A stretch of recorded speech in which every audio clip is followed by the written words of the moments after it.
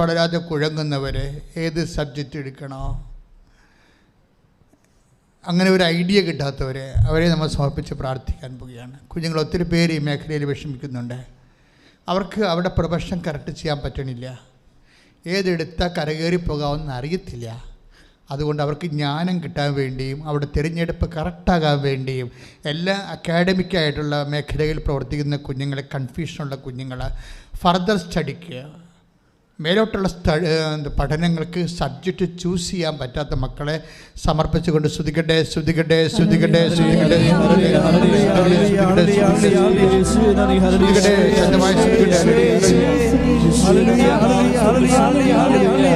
കർത്താവേ, ആ മക്കൾക്ക് വിശുദ്ധ മാനത്തെ നൽകണമേ. അവർക്ക് ഈ നിമിഷം തന്നെ കർത്താവേ വ്യക്തമായ ബോധ്യം കൊടുക്കണമെന്ന് പ്രാർത്ഥിക്കുന്നു. അവർ എന്ത് തിരഞ്ഞെടുത്താലും അത് കർത്താവർക്ക് ഭക്ഷണം ഭാവിയിൽ കഴിക്കാൻ പറ്റുന്ന ജീവിതം കർത്താവ് സുരക്ഷിതമാക്കുന്ന തീരുമാനമെടുക്കാൻ അവരെ സഹായിക്കണമെന്ന് പ്രാർത്ഥിക്കുന്നു. ശ്രദ്ധിക്കട്ടെ, ശ്രദ്ധിക്കട്ടെ. സാമ്പത്തികമായ ബാധ്യതകളുള്ളവരെ, എപ്പോഴും ബാങ്കിൽ നിന്ന് ശല്യപ്പെടുത്തിക്കൊണ്ടിരിക്കുന്നവരെ, കടക്കാരെപ്പോഴും ഇങ്ങനെ ഫോൺ വിളിച്ച് മനുഷ്യൻ്റെ സമാധാനം നഷ്ടപ്പെടുത്തി പ്രഷർ കൂട്ടിക്കളണവരുണ്ട്. അവർക്കറിയില്ല എന്ത് ചെയ്യണമെന്ന്, ഒരു പിടിയില്ലാതെ അവസാനത്തെ ഒരു ഡെന്നിൽ അവർ വന്നിരിക്കുകയാണ്, ഒരു സങ്കേതത്തിൽ അവരെത്തിയിരിക്കുകയാണ്. മാതാവേ, ജീവനോടെ പ്രത്യക്ഷപ്പെട്ട മാതാവേ, കൃപാസനത്തിൽ പ്രത്യക്ഷപ്പെട്ടുകൊണ്ട് ദുരന്തമുണ്ടാകുവാൻ പോകുന്ന പ്രാർത്ഥിക്കണമെന്ന് അലച്ച കർത്താവേ, ഞങ്ങളുടെ ജീവിതത്തിൽ ഉണ്ടായിരിക്കുന്ന ഓരോ ദുരന്തങ്ങൾ, സാമ്പത്തിക ബാധ്യതകളുടെ ദുരന്തങ്ങൾ, വീടില്ലാത്ത ദുരന്തങ്ങൾ, വഴിയില്ലാത്ത ദുരന്തങ്ങൾ, മാരക രോഗങ്ങളുള്ളവർ കർത്താവേ, കുഞ്ഞുങ്ങൾക്ക് ഓരോ രേഖകൾ കൃത്യസമയത്ത് കിട്ടേണ്ടതുപോലെ കിട്ടാത്തതിൻ്റെ പേരിൽ അവർക്ക് അഡ്മിഷൻ എടുക്കാനോ ജോലി എടുക്കാനോ പറ്റാത്ത അവസ്ഥകൾ, എല്ലാ ദുരന്തങ്ങളും യേശുവിൻ്റെ ഉന്നതമായ നാമത്തിൽ മാറിപ്പോകട്ടെ. ശ്രദ്ധിക്കട്ടെ.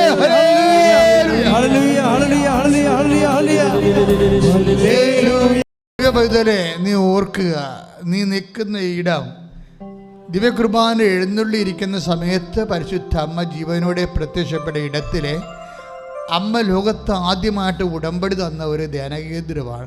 അതിലൂടെ 10,000 രക്ഷപ്പെട്ട ജീവിക്കുന്ന സാന്നിധ്യമാണ് ഇതിൻ്റെ ആസ്തി.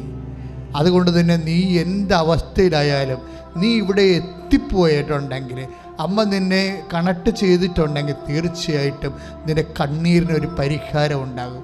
അത് പൂർണ്ണമായി വിശ്വസിച്ചുകൊണ്ട് നിനക്ക് ആമേൻ പറയട്ടെ. സ്തുതിക്കട്ടെ, സ്തുതിക്കട്ടെ, സ്തുതിക്കട്ടെ. അതിൻ്റെ ആശീർവാദം കിട്ടുന്നത് അവസാനമായിരിക്കും. നിങ്ങളിപ്പോൾ വിഷയം സമർപ്പിക്കുക. അച്ഛൻ ഓർക്കാത്ത എന്തെങ്കിലും വിഷയങ്ങളുണ്ടെങ്കിൽ, ഞാൻ ഓർക്കാത്തതല്ല, കർത്താവ് എനിക്ക് തന്ന എല്ലാ കാര്യങ്ങളും ഞാൻ നിങ്ങൾക്ക് തന്നിട്ടുണ്ടോ, ഇനി ഏതെങ്കിലും കാര്യങ്ങൾ നിങ്ങളുടേതായിട്ടുള്ള കാര്യങ്ങളുണ്ടെങ്കിൽ ഇപ്പോൾ സമർപ്പിക്കാവുന്നതാണ്.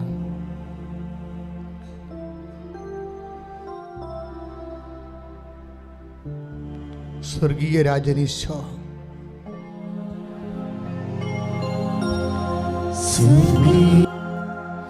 Price the lord, praise the Lord.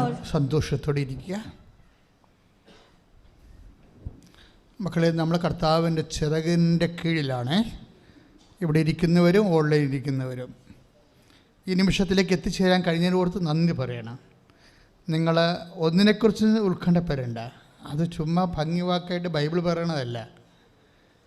ഇവിടെ വന്നിട്ടുള്ള അനേകം മക്കളുടെ ജീവിതാനുഭവങ്ങളാണ് നമ്മുടെ ആസ്തി എന്ന് ഞാൻ പറഞ്ഞു. അത് ക്യാൻസർ 4th സ്റ്റേജിലായാലും ശരി, 3 കോടി കടമായാലും ശരി, ഒരു തീരുമാനം നിൻ്റെ ജീവിതത്തിൽ ഉണ്ടാകാൻ പോകുന്നു. അതുകൊണ്ടാണ് ദൈവമാണ് നിന്നെ ഇവിടെ കൊണ്ടുവന്നത്. ആ ഒരു ബോധ്യമുള്ളവരത് കൈയടിച്ചേ. ഈ ബോധ്യം നമുക്കുണ്ടാകണം. പിന്നെ അച്ഛന് പറയാനുള്ള രണ്ടാമത്തെ ഒരു അറിയിപ്പെന്ന് പറയണത്, മക്കളെ, നിങ്ങൾ ഉടമ്പടിയിലേക്ക് ആയിക്കഴിഞ്ഞാൽ, അതായത് നമ്മൾ ദൈവമായിട്ട് ഉടമ്പടി ചെയ്ത് കഴിഞ്ഞാൽ, പിന്നെ ഏറ്റവും നമ്മൾക്ക് വേണ്ടത് ശ്രദ്ധയാണ്. ശ്രദ്ധ എന്തിനാണെന്ന് വെച്ച് കഴിഞ്ഞാൽ, ശ്രദ്ധ മിക്കവാറും അതിന് ഒരു അവയർനെസ്സാണ്. What is happening inside and outside. എന്താണ് ഇപ്പോൾ സംഭവിച്ചുകൊണ്ടിരിക്കുന്നത്, എൻ്റെ ജീവിതത്തിൽ എന്തൊക്കെയാണ് സംഭവിച്ചുകൊണ്ടിരിക്കുന്നതിനെക്കുറിച്ചുള്ള ഒരു സൂക്ഷ്മതയാണ് ശ്രദ്ധ. അല്ലാതെ നമ്മുടെ ചുമ്മാ ഒരു ചെവിയുടെ ശ്രദ്ധയല്ല. എന്തെങ്കിലുമൊക്കെ സംഭവിക്കാൻ സാധ്യതയുള്ള ദിവസങ്ങളിലൂടെയാണ് ഞാൻ കടന്നു പോകുന്നെന്നുള്ള ഒരു ഓർമ്മയാണ് ശ്രദ്ധ വരുന്നത്. പ്രത്യേകിച്ച് പ്രയർഫുള്ളായിട്ടുള്ള സമയമില്ലേ, എനിക്ക് മനസ്സിലായത് നമ്മൾ പ്രാർത്ഥനാ ജീവിതത്തിൻ്റെ ഇന്ന് ലഭ്യമായ ഏറ്റവും മുന്തിയ നിലവാരമുള്ള ഒരു കമ്മ്യൂണിക്കേഷൻ റിലേഷനിലേക്കാണ് ഉടമ്പടി നമ്മളെ കൊണ്ടുവരണത്. ഉടമ്പടിയേക്കാൾ വലുത് ദൈവത്തിനൊന്നും ചെയ്യാനില്ല. എപ്പോഴും നമ്മൾ ശ്രദ്ധിക്കണം, നമ്മൾ ചെയ്യണത് ദൈവം പണ്ട് ചെയ്തുകൊണ്ടിരുന്നതെല്ലാം പർട്ടിക്കുലർ കവനൻറ്റുകളാണ്. പർട്ടിക്കുലർ കവനൻ്റ് എന്ന് വെച്ചാൽ ദൈവം ഒരാളെ തിരഞ്ഞെടുക്കും. ഇപ്പോൾ ഒന്നെങ്കിലും ഉദാഹരണത്തിന് ഏഡം, അല്ലെങ്കിൽ നോഹ, അല്ലെങ്കിൽ എബ്രാഹാം, ഇവരോടൊക്കെയാണ് കവനൻ്റ് ചെയ്തിരിക്കുന്നത്, ഉടമ്പടി ചെയ്തിരിക്കുന്നത്. അത് ദൈവത്തിൻ്റെ മുമ്പിൽ നീതിമാന്മാരായിട്ട് ദൈവം കണ്ടെത്തിയതുകൊണ്ട് അവർക്ക് ജനതകൾക്ക് വേണ്ടിയാണ് അവരെ തിരഞ്ഞെടുത്തിരിക്കുന്നത്. അതെല്ലാം വ്യക്തികളാണ് ദൈവം ഉടമ്പടി ചെയ്തുകൊണ്ടിരുന്നത്, പ്രത്യേകിച്ച് തിരഞ്ഞെടുക്കപ്പെട്ട വ്യക്തികളോട്. എന്താ ഒരു പ്രശ്നം എന്ന് വെച്ച് കഴിഞ്ഞാൽ, ഈ തിരഞ്ഞെടുപ്പ് ഒരു പർട്ടിക്കുലർ പേഴ്സണെ ദൈവം തിരഞ്ഞെടുത്തിട്ട് ആ വ്യക്തി മോസസ് ദൈവം ഉടമ്പടി ചെയ്ത ആളാണ്, ജോഷുവ ദൈവം ഉടമ്പടി ചെയ്ത ആളാണ്. പിന്നീട് വരുന്ന ഗിദെയോൻ മുതലായ ന്യായാധിപന്മാരും ഐസയ, ജെറമിയ തുടങ്ങിയ പ്രവാചകന്മാരും അവരെല്ലാം ഇതിൻ്റെ എല്ലാം ഒബ്സർവേഷനാണ്. They are keeping the covenant or not. ദൈവമായിട്ടുള്ള കവനൻ്റിൽ ബന്ധത്തിൽ ജനങ്ങൾ ഉഴപ്പുന്നുണ്ടോ ഇല്ലയോ എന്നറിയാൻ വേണ്ടിയാണ് പ്രവാചകന്മാരുടെ കീൻ അറ്റൻഷൻ ഉണ്ടായത്. ജെറമിയ ആയാലും എസെക്കിയേൽ ആരായാലും അവരെല്ലാം കവനൻ്റ് ഓറിയൻറ്റഡ് ആണ്. ബൈബിളിൽ എന്തെങ്കിലും ഒരു പുസ്തകം ഉണ്ടെങ്കിൽ എല്ലാം ഉടമ്പടി റിലേറ്റഡ് ആണ്. അവസാനം ഈശോ വരുമ്പോൾ ഈശോയും ചെയ്യണത് ഉടമ്പടിയാണ്. ആ ഉടമ്പടി പ്രകാരമാണ് കുർബാന സ്ഥാപിക്കുന്നത്. കുർബാനയ്ക്ക് ഈശോ വിളിച്ച പേര് ന്യൂ കവനൻ്റ് എന്നാണ് പറയുന്നത്. അപ്പോൾ പഴയ കവനൻ്റ് റദ്ദ് ചെയ്തിട്ടില്ല. അത് ഗലാത്യർ 3:15 പറയുന്നുണ്ട്. കവനൻ്റ് എന്ന് പറയുന്ന ഒരു സോൾ പ്രോജക്റ്റ് ദൈവം റദ്ദ് ചെയ്യത്തില്ല, അതിനെ അപ്ഡേറ്റ് ചെയ്യും. അപ്പോഴും നിലനിൽക്കുന്ന റിലേഷൻ എന്ന് പറയുന്നത് കവനൻ്റ് തന്നെയാണ്. നിങ്ങൾ ഏതെല്ലാം തരം പ്രാർത്ഥനകളൊക്കെ എന്തെല്ലാം തരത്തിൽ കൂടിയാലും ദ ബേസിക് റിലേഷൻ മെയിൻറ്റെയിൻ ചെയ്യുന്ന സോൾ പ്രോജക്റ്റ് എന്താണ്? അത് കവനൻ്റാണ്. ഈശോ അതുകൊണ്ടാണ് ഈശോയെ വന്നപ്പോൾ കവനൻ്റ് അല്ലാതെ ഈശോയെ സ്ഥാപിച്ചിട്ടില്ല. പഴയ ഉടമ്പടി റദ്ദ് ചെയ്യാതെ തന്നെ പുതിയ ഉടമ്പടി അതിൻ്റെ പൂർത്തീകരണമായിട്ട് പുതിയ ഉടമ്പടി ചെയ്തു. അതാണ് ഈശോ പറഞ്ഞത്, ഞാനിത് പുതിയ ഉടമ്പടിയുടെ പുതിയ നിയമത്തിലെ പുതിയ ഉടമ്പടിയുടെ എൻ്റെ രക്തമാകുന്നു. അതെന്തിനു വേണ്ടിയാണ് അത് ചെയ്തിരിക്കുന്നത്? എന്തിനു വേണ്ടിയാണ് പുതിയ ഉടമ്പടി ഈശോ ചെയ്തത്? എന്തിനാണ്? അത് നിത്യതയ്ക്ക് വേണ്ടി ചെയ്തതാണ്. മനസ്സിലായില്ലേ? മനുഷ്യൻ്റെ ഏറ്റവും വലിയ വിഷയം എന്താണ്? ഈശോ കണ്ടത് നിത്യതയാണ്. നിങ്ങളെ ഈശോനെ എപ്പോഴും നമ്മൾ ശ്രദ്ധിക്കേണ്ട ഒരു വിഷയം എന്താലേ, ഈ നിത്യത എന്നുള്ള വിഷയം നിങ്ങൾക്ക് പരിശുദ്ധാത്മാവ് സീരിയസ് ആയിട്ട് നിങ്ങളുടെ ആത്മാവ് ഡെപ്പിക്റ്റ് ചെയ്ത് കിട്ടിയിട്ട് നിങ്ങൾക്ക് അതിനെക്കുറിച്ചുള്ള തീഷ്ണത തുടങ്ങിയാൽ ബാക്കിയെല്ലാം ദൈവം ചേർത്ത് നൽകും. അതാണ് ഇതിൻ്റെ ഏറ്റവും വലിയ ഇതൊരു ടെക്നിക്കലാണ്. എന്ന് വെച്ച് കഴിഞ്ഞാൽ ഒരു പോംവഴിയാണ്. നിങ്ങൾക്ക് ഉടമ്പടി നേടാൻ വേണ്ടി, ഉടമ്പടി വച്ചിരിക്കുന്ന കാര്യങ്ങൾ നേടാൻ വേണ്ടി ഉള്ളൊരു പോംവഴിയാണ്. എന്താണ്? നിങ്ങൾ എന്ത് ചെയ്യണം? നിത്യത ഏറ്റവും വലിയ ദൈവം ഉടമ്പടി ചെയ്തിരിക്കുന്ന പരിശുദ്ധ കുർബാന സ്ഥാപിച്ചുകൊണ്ട് പിതാക്കന്മാർ വെച്ച് മഞ്ഞ ഭക്ഷിച്ചു, അതുപോലെ ഈ അപ്പം ഭക്ഷിക്കുന്നവൻ നിത്യം ജീവിക്കാൻ ലോകത്തിൻ്റെ ജീവന് വേണ്ടി ഞാൻ നൽകുന്ന അപ്പം എൻ്റെ ശരീരം തന്നെയാണെന്ന് പറഞ്ഞിട്ടുള്ള നിത്യതയ്ക്ക് വേണ്ടിയുള്ള അപ്പമായ പരിശുദ്ധ കുർബാനയിലൂടെ ദൈവം ഉന്നം വച്ചിരിക്കുന്നത് നമ്മുടെ നിത്യമായ ജീവിതമാണ്. ഈ നിത്യമായ ജീവിതത്തിനെക്കുറിച്ച് നിങ്ങൾക്കൊരു ക്രേസ് ഉണ്ടായാൽ ബാക്കിയെല്ലാം പടപടാന്ന് നടക്കണ കാണാം. അച്ഛൻ ഉള്ളത് തുറന്നു പറയുകയാണ്. ഉടമ്പടിയുടെ സ്പീഡ് കണ്ടൻ്റ് എന്ന് പറയണത്, ഇപ്പം നിങ്ങൾ കടങ്ങൾ മാറാൻ വേണ്ടി ഉടമ്പടി ചെയ്തിട്ടുണ്ട്, അല്ലെ ചെയ്യും. നിങ്ങളുടെ ഒരു മാരകമായ രോഗങ്ങൾ മാറാൻ വേണ്ടി ഉടമ്പടി ചെയ്തിട്ടുണ്ട്, അല്ലെങ്കിൽ ചെയ്യും. നിങ്ങളുടെ ജോലിക്ക് വേണ്ടി ഉടമ്പടി ചെയ്തിട്ടുണ്ട്, അല്ലെങ്കിൽ ചെയ്യും. ഇതിനൊക്കെ വരുന്ന ഒരു വിഷയം എന്താണ്? നിങ്ങൾക്ക് ഒരു ഉത്കണ്ഠയാണ് ഇതിനൊക്കെ വരുന്നത്. എന്തുകൊണ്ടാണ് ഉത്കണ്ഠ വരുന്നത്? ഇതെപ്പം നടക്കും? കാലത്തെക്കുറിച്ചാണ് ഉത്കണ്ഠ മനുഷ്യനെ, ഇല്ലേ? എപ്പോഴും നമുക്ക് ഉത്കണ്ഠ വരണത് ടൈം ബേസ്ഡ് ആയിട്ടാണ് ഉത്കണ്ഠ വരുന്നത്. ഉത്കണ്ഠ എവിടുന്നാണ് വരണമെന്ന് ചോദിച്ചാൽ എന്തിനെ അടിസ്ഥാനപ്പെടുത്തിയ മനുഷ്യൻ ഉത്കണ്ഠയുള്ളത്? ടൈമിനെ അടിസ്ഥാനപ്പെടുത്തിയ, അല്ലെങ്കിൽ സ്പേസിനെ അടിസ്ഥാനപ്പെടുത്തിയായിരിക്കും. ഒന്നൊക്കെ കാലം അല്ലെങ്കിൽ ദേശം. മനുഷ്യൻ്റെ ഉത്കണ്ഠയുടെ അടിസ്ഥാനം അതാണ്. അതുകൊണ്ടാണ് പലപ്പോഴും ഈ കാലദേശങ്ങളിലാണ് ഈ ഉടമ്പടി ലാൻഡ് ചെയ്യണതും പ്രവർത്തിക്കാൻ തുടങ്ങണതെല്ലാം കാലദേശങ്ങളിലാണ്. ഇതിനെ ചേഞ്ച് ചെയ്ത് തരും. ഇതിനെ പുതിയ ആകാശത്തിലേക്ക് മാറ്റും, പുതിയ ഭൂമിയിലേക്ക് മാറ്റും. അങ്ങനെയാണ് ഈ വിഷയം പെട്ടെന്ന് നമുക്ക് നടക്കണത്. പക്ഷേ ഇതിൻ്റെ ഒരു കാലദേശങ്ങളെ ഷോർട്ടൻ ചെയ്യുന്ന, ടൈം ഷോർട്ടനിങ് ഉണ്ടാകുന്ന അതിനുള്ള ഏറ്റവും എളുപ്പ വഴി 2-3 വഴികളുണ്ട്. ഒന്ന്, എൻ്റെ വഴിയെന്ന് പറയണത് അനുതാപം ഭയങ്കരമായൊരു വഴിയാണ്. അനുതാപം.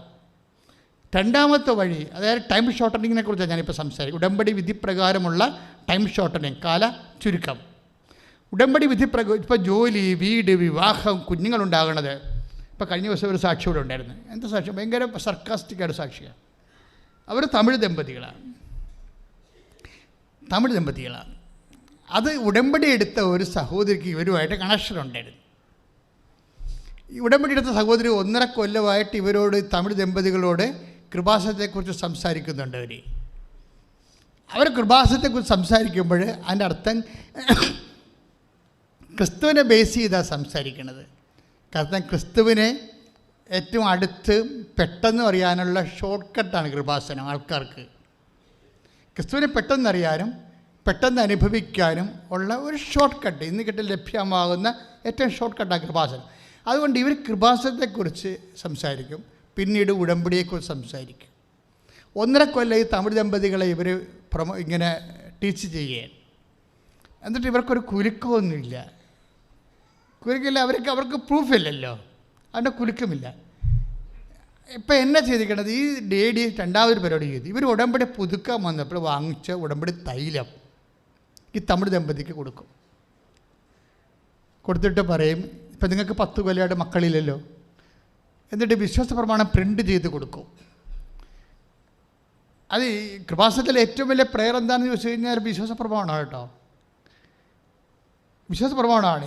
ഞാൻ ഈ കുഞ്ഞുനാൾ പോലെ ഈ വിശ്വാസ പ്രമാണം ചെല്ലണത്. പക്ഷേ ഈ അച്ഛനായി കഴിഞ്ഞ് ഇതിൻ്റെ തിയോളജിയൊക്കെ പഠിച്ചു കഴിഞ്ഞപ്പോഴാണ് എനിക്ക് ബിബ്ലിക്കൽ തിയോളജി പഠിച്ചു കഴിഞ്ഞപ്പോഴാണ് മനസ്സിലായത് നമ്മുടെ കയ്യിരിക്കുന്ന അണുബോംബാണല്ലോ എന്ന്. നമുക്കറിയത്തില്ലല്ലേ. നമുക്ക് പണ്ട് മാതാപിതാക്കന്മാരൊക്കെ അത് കിട്ടണത് എന്തോ ഒരു പ്രാർത്ഥനയായിട്ടല്ലേ ഇത് പഠിക്കണത്. ഇത് പഠിക്കണല്ലോ സംഭവം. ഇതിനെക്കുറിച്ച് അറിഞ്ഞു കഴിഞ്ഞാൽ നമ്മൾ ഞെട്ടിപ്പോവും. എന്താ വിഷയം? ഇത് രക്ഷ പ്രാപിക്കുന്ന ഒരു ആക്ടിവേറ്റിംഗ് പ്രിൻസിപ്പിളാണ് ഈ വിശ്വാസ പ്രമാണം എന്ന് പറയുന്നത്. എന്താണ്? ഞാൻ വിശ്വസിക്കുന്നത് അത്രേ ഉള്ളൂ. പക്ഷേ എന്താ അത് വർക്കൗട്ട് ചെയ്യണത്? റോമ 10:9 വർക്കൗട്ട് ചെയ്യണത്. വിശ്വാസ പ്രമാണം നമ്മൾ പറയുമ്പോൾ നമ്മൾ ചുണ്ടുകൊണ്ടല്ല പറയേണ്ടത്, ചങ്ക് കൊണ്ട് പറയാൻ നോക്കണം. ആൾക്കാരെ എല്ലാം കുഴപ്പമുണ്ടാക്കുന്നത് ചുണ്ടുകൊണ്ട് പറഞ്ഞിട്ടാണ്. കാണാ പഠിച്ച് വെച്ചിരിക്കുന്ന സാധനം കണാ ഗുണാന്നൊക്കെ പറഞ്ഞുകൊണ്ട് ഇങ്ങനെ പറഞ്ഞു കളയാം. അതല്ല, ഒരു സംഭവം നമ്മൾ ലോഞ്ച് ചെയ്യുമ്പോൾ നമ്മൾ അതിൻ്റെ ഉടമസ്ഥത ഏറ്റെടുക്കണം. തന്തയില്ലായ്മ കാണിക്കരുത്. ഒരു പ്രാർത്ഥനയ്ക്കും നമുക്ക് ഓൺ ചെയ്യാതെ പണ്ട് മുതലേ നമ്മൾ പഠിച്ച് വെച്ചിരിക്കുന്നത്, അതുപോലെ പരിശുദ്ധ മറിയം ചെല്ലുമ്പോൾ അതിൻ്റെ കൂടെ അറിയാതെ നമ്മൾ പറഞ്ഞു ചെല്ലുമ്പോൾ അതിൻ്റെ കൂടെ അറിയാതെ ഓട്ടോമാറ്റിക്കായിട്ട് പരിശുദ്ധ മറിയം ചെല്ലിപ്പോകുന്ന ഒരു ഓട്ടോമാറ്റിക് സംഭവമാണ് പോകേണ്ടത്. അതല്ല. അപ്പോൾ അത് ചുണ്ട് മാത്രമേ ഉള്ളൂ. ചുണ്ടിൻ്റെ കൂടെ ചങ്കുണ്ടെന്ന് ഏത് പ്രാർത്ഥനയ്ക്ക് നീ ഉറപ്പ് വരുത്തിയാലും ആ പ്രാർത്ഥന ആക്ടിവേറ്റ് ആകും. എന്താ കാര്യം? ചുണ്ടും ചങ്കും തമ്മിൽ അത്രയും ബന്ധം. ഇങ്ങനെ അതായത് ഇപ്പോൾ റോമ 10:9 വായിച്ചുള്ളൂ. ശ്രുതികട്ടെ ഹല്ലേലൂയ.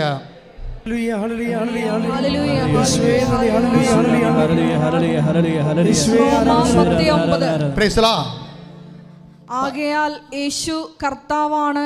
പറഞ്ഞേ, ആകയാൽ യേശു കർത്താവാണെന്ന് അധരം കൊണ്ട് ഏറ്റുപറയുകയും ദൈവം അവനെ മരിച്ചവരിൽ നിന്ന് ഉയർപ്പിച്ചുവെന്ന് ഹൃദയത്തിൽ വിശ്വസിക്കുകയും ചെയ്താൽ നീ രക്ഷ പ്രാപിക്കും. ഇതാണ് വിഷയം. സിമ്പിളാ, വളരെ സിമ്പിളാ. എന്താ കാര്യം? ഒന്ന്, നീ അധരം കൊണ്ട് ഏറ്റുപറയേണ്ടത് എന്താണ്? യേശു കർത്താവാണെന്ന്. എന്ന് വെച്ചാൽ അതിൻ്റെ അർത്ഥം എന്താണ്? അതോടുകൂടി എല്ലാ പ്രശ്നവും തീരുകയും. നീ അധരം കൊണ്ട് ഏറ്റു പറയണത് എന്താണ്? എന്താ ഏറ്റു പറയണത്? യേശു കർത്താവാണ്. യേശു കർത്താവാണെന്ന് പറഞ്ഞാൽ അതിൻ്റെ അർത്ഥം എന്താണെന്നറിയാവോ? നിനക്ക് ലോൺ നിന്നെ ഓടിച്ചിട്ടിരിക്കുന്ന ബാങ്ക് മാനേജർ കർത്താവ് അല്ലെന്നാണ്. ഡോക്ടർ ക്യാൻസർ 4ാം സ്റ്റേജ് ആണെന്ന് പറഞ്ഞ് ഇനി വീട്ടിൽ കൊണ്ടുപോയിക്കോ, അറിയിച്ചോ എന്നൊക്കെ പറഞ്ഞിരിക്കുന്ന ഡോക്ടർ കർത്താവ് അല്ലെന്ന് എൻ്റെ അർത്ഥം. മനസ്സിലായി? ആരാണ് കർത്താവ്? യേശുവാണ് കർത്താവ്. ഇതുപോലെ തന്നെ നീ OIT 12 തോറ്റ്, അല്ല IELTS 12 തോറ്റ് OIT 4 തോറ്റെന്നും പറഞ്ഞൊരു സാക്ഷ്യമുണ്ട്. ഇപ്പോൾ കഴിഞ്ഞ ദിവസങ്ങളിലുള്ള സാക്ഷ്യമാണ്. ഉടമ്പടി എടുത്തു കഴിയുമ്പോൾ കർത്താവ് ചവറ് പോലെ മാർക്ക് കൊടുത്തിട്ട് ഇവളെ കയറ്റിവിടും. ഇവളിൽ തന്നെ ഒരു വിശ്വാസം ഇല്ലാതായിപ്പോയി. അതുകൊണ്ടാണ് ഇതെല്ലാം ആദ്യകാലങ്ങളെല്ലാം ഫ്ലോപ്പായത്. പക്ഷേ ഇത് ഈശോയുമായിട്ട് ഡിസ്കസ് ചെയ്ത് കർത്താവിൻ്റെ നിത്യമായ സംരക്ഷണത്തിലേക്ക് ഇത് വെച്ച് കഴിഞ്ഞപ്പോൾ പെട്ടെന്ന് ഇവരുടെ വിഷയങ്ങളെല്ലാം മാറും. അങ്ങനെ ഒരു സാക്ഷ്യം കഴിഞ്ഞ ദിവസങ്ങളുണ്ട്. ഞാനിപ്പോൾ ഓർത്ത് പറയാൻ പോണ കാര്യം, ഈ യേശു വിശ്വാസ പ്രമാണം ചെല്ലുമ്പോൾ നിങ്ങൾ വിശ്വാസ പ്രമാണമാണ് ചെല്ലണതെന്ന് നിങ്ങൾക്ക് നല്ല ബോധം ഉണ്ടാകണം. ഇപ്പോൾ ഇവരെന്താ, തമിഴ് ദമ്പതികളോട് എന്താ പറഞ്ഞത്? ഒരു വിശ്വാസ പ്രമാണം പ്രിൻ്റ് ചെയ്തിട്ട് കോപ്പി എടുത്ത് തമിഴ് ദമ്പതിക്ക് കൊടുക്കും. എന്നിട്ടെന്താ പറയണത്? ഉടമ്പടി തൈലം കൊടുക്കും. എന്നിട്ട് അവരോട് എന്ത് പറയും? നിങ്ങൾ ഉടമ്പടി തൈലം കൊണ്ട് നിങ്ങളുടെ അടിവയറ്റിൽ 10 കൊല്ലമായിട്ട് അവർ മക്കളില്ല. അവർക്ക് പണ്ടൊരു കുഞ്ഞുണ്ടായിരുന്നു, പിന്നെ മക്കളില്ല അവർക്ക് 10 കൊല്ലമായിട്ട്. എങ്ങനെയൊക്കെ ട്രൈ ചെയ്തിട്ടും എന്തെല്ലാം ചികിത്സ എടുത്തിട്ട് മക്കളില്ല, ഉണ്ടാകത്തുമില്ല. അവർ മുഴുവൻ അല്ലെങ്കിൽ തന്നെ ഇതിൻ്റെ അകത്തെല്ലാം കൊഴുപ്പ് കയറിയിരിക്കുന്നത്. ഒന്നെങ്കിൽ ഈ ഫെലോപ്പിയൻ ട്യൂബ് 2ഉം അറുത്ത് കളയണം. അറുത്ത് കഴിഞ്ഞാൽ പിന്നെ കൊച്ചുണ്ടാകത്തില്ല.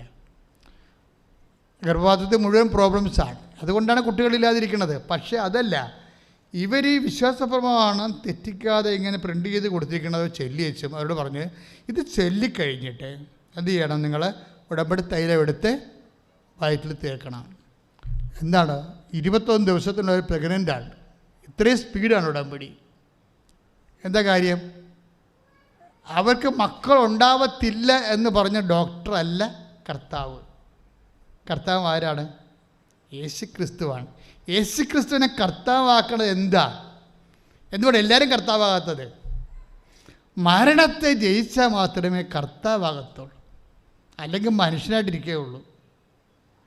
അതുകൊണ്ടാണ് സെൻറ്റ് പോൾ പറയണത്. ആ വചനം 1 വായിച്ചോളൂ, 10:9 വായിച്ചോളൂ.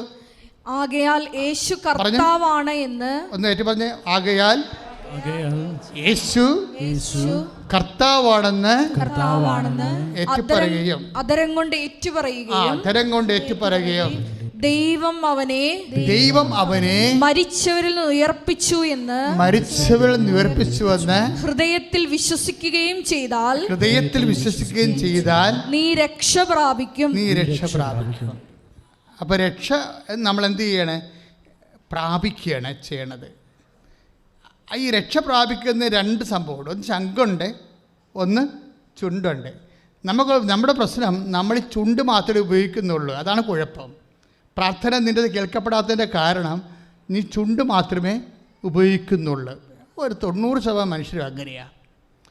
ചങ്ക് ഉപയോഗിക്കണില്ല. ചങ്കിൽ എന്താ പറഞ്ഞിരിക്കണത്? ദൈവം അവനെ മരിച്ചവരിൽ നിന്ന് ഉയർപ്പിച്ചു. ഏറ്റു പറഞ്ഞേ. ദൈവം അവനെ മരിച്ചവരിൽ നിന്ന് ഉയർപ്പിച്ചു. ഒന്നുകൂടി പറഞ്ഞേ. ദൈവം അവനെ മരിച്ചവരിൽ നിന്ന് ഉയർപ്പിച്ചു. ഒന്നുകൂടി പറഞ്ഞേ. ദൈവം അവനെ മരിച്ചവരിൽ നിന്ന് ഉയർപ്പിച്ചു. കൈയടിച്ച് സ്തുതിക്കട്ടെ.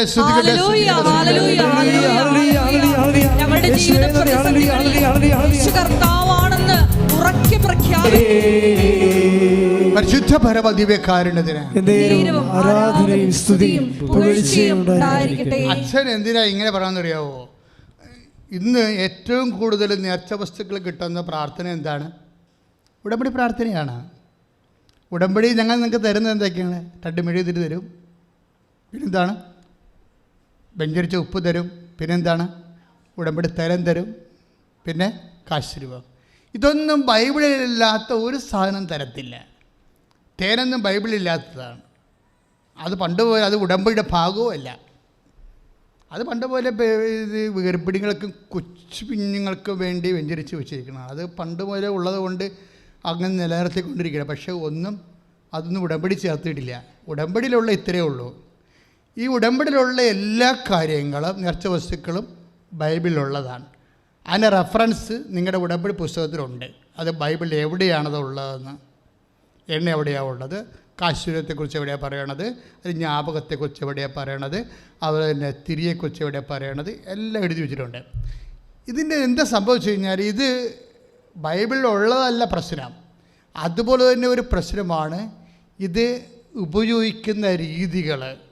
മനസ്സിലായില്ലേ? ഉപയോഗിക്കുന്ന രീതി എന്താണ്? ഇതിൻ്റെ പവർ ഇൻകൾക്കേറ്റ് ചെയ്തിരിക്കുന്നത് നമ്മളൊരു ജനറൽ ബ്ലെസ്സിങ്സ് അല്ല അത് ചെയ്തിരിക്കുന്നത്, ഒരു പർട്ടിക്കുലർ ബ്ലെസ്സിങ്സിലാണ് അത് ചെയ്യണത്.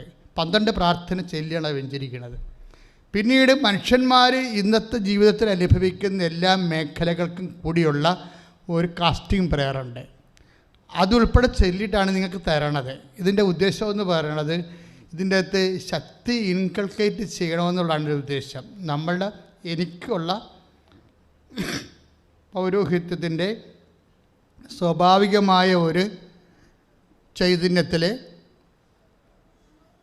ജനങ്ങളുടെ ആവശ്യത്തിനു വേണ്ടി പ്രാർത്ഥിച്ച്, നമുക്കറിയാമല്ലോ എല്ലാം വർക്കൗട്ട് ചെയ്യുന്നത് ശക്തിയിലാണ്. കാര്യം എന്താണ്? ദൈവം തന്നെ ശക്തിയാണ്. അപ്പോൾ 1 കൊറിന്ത്യസ് എപ്പോഴും ഞാൻ ഇടയ്ക്ക് നിങ്ങൾ പറയാറുണ്ട്, 1 കൊറിന്ത്യസ് 1:24 എന്താ പറയണത്? ദൈവത്തിൻ്റെ ജ്ഞാനവും പറഞ്ഞ് ദൈവത്തിന്റെ ജ്ഞാനവും ദൈവത്തിന്റെ ശക്തിയുമായ യേശുക്രിസ്തു. അതിന് പറഞ്ഞ ദൈവത്തിന്റെ ജ്ഞാനവും ദൈവത്തിന്റെ ശക്തിയുമായ യേശുക്രിസ്തു. അപ്പൊ യേശുക്രിസ്തു ആരാണ്? ദൈവത്തിന്റെ ശക്തിയാണ്. ഒരു വ്യക്തി എന്നതിനേക്കാൾ പോലെ തന്നെ യേശു ആരാണ്? ശക്തിയാണ്. നേർച്ച വസ്തുക്കളിലേക്ക് യേശു കർത്താവാണെന്ന് അധരം കൊണ്ട് ഏറ്റു പറഞ്ഞിട്ട് ദൈവം അവനെ മരിച്ചോ ഉയർപ്പിച്ചെന്ന് ഹൃദയത്തിൽ വിശ്വസിച്ചിട്ടാണ് ഇത് ബ്ലസ് ചെയ്യണത്. അപ്പോൾ ഈ ശക്തി ഇതിലേക്ക് വരും. ഇനി നിങ്ങളിതിനെന്താ ചെയ്യണത്? നിങ്ങൾ അതേ പവറിൽ വിശ്വാസപ്രമാണം ചൊല്ലി വേണം ഈ വിഷയം റിലീസ് ചെയ്യിക്കാൻ. കഴിഞ്ഞ ദിവസം കൊണ്ടൊരു സാക്ഷ്യം ഉണ്ടായി. അവരുടെ പേര് സോഫി കുര്യൻ, പാലയൂരില്ല തോമാശ്ശേരിയുടെ പള്ളി, ആ ഇടവക്കാരുതിയാണ്. അവിടെ സാക്ഷ്യം എന്ന് പറയുന്നത് നിങ്ങൾ കേൾക്കണം, അതിൻ്റെ കിടക്കുണ്ട്. അവിടെ സാക്ഷ്യം അവർക്ക് ഈ സോഫി കുര്യന് റൈറ്റ് കിഡ്നി ഡാമേജാണ്. പഴുത്തിരിക്കുകയാണ്. അതിൻ്റെ തകർത്ത് സിസ്റ്റൊക്കെ വന്ന് പഴുത്തിരിക്കുകയാണ്. അപ്പോൾ ഡോക്ടർ പറഞ്ഞു ഇത് കട്ട് ചെയ്ത് കളയണമെന്ന് പറഞ്ഞു, അല്ലെങ്കിൽ മറ്റേ കിഡ്നിയും പോകുമെന്ന് പറഞ്ഞു.